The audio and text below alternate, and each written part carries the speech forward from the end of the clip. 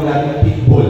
Yung pitbull po na yan, mga kaisunan, they can crush the flesh of the human. How much more the 5 wild animals of Thomas Massardi?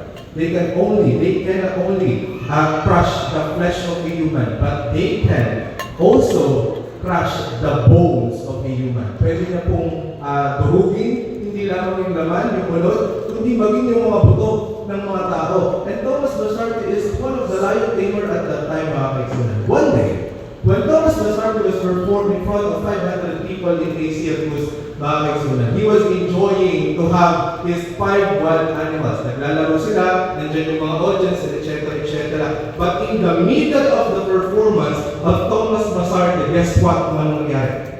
He was attacked by one of his 5 wild animals. Inatake siya sa kanyang liog, mga kaisunan. Inatake siya sa kanyang kamot, sa kanyang tiil, sa kanyang tiyan, sa kanyang lawas, mga kaisunan. And all of the audience at that time were panic. Lahat sila ay nagpapanik. Sila ay mga kaisunan, hadlok, mga kaisunan. Kaya kinuha nila yung lawas ni Thomas Massardi. Then afterwards, my brothers and sisters, sinugod po nila sa hospital. But then again, Thomas Massardi was dead on arrival at that time. Ang tatapos ng pala sa pagiging lion tamer ni Thomas Massardi is no other than his 5 wild animals.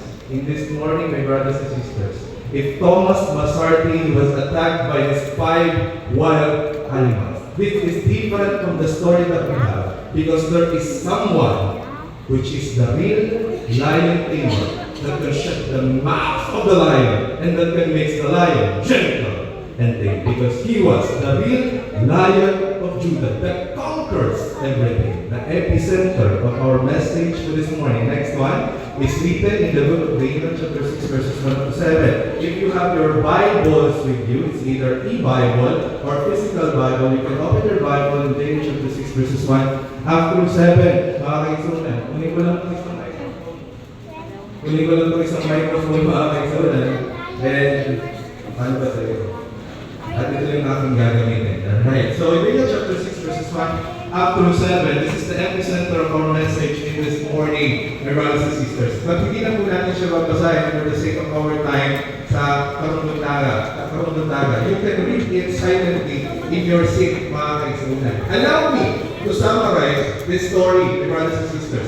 In Daniel chapter 6 verses 1 up through 7, we are now entering to Medo-Persian Empire. We know, mga kaisunan, what is the image? We have the Babylon, Medo-Persian Empire, we have the Greece, the Roman Empire, and divided kingdom. And in Daniel chapter 6, we are now entering to Medo-Persian Empire. And the king in the Daniel chapter 6 is no other than King Darius. King Darius at that time appointed 120 satraps or princes, mga kaisunan, satrapa or mga prinsipe. Bakit 120 satraps, my brothers and sisters? Because there are 120 provinces in the kingdom of Medo-Persian Empire. And the role of 120 princes and satraps is to collect all the revenues and taxes in 120 provinces in the kingdom of Medo-Persian Empire. Are you following? I am hoping na nakapollow po kayo, mga kaisunan. And over 120 satraps, King Darius appointed 3 governors. Ilan po yun?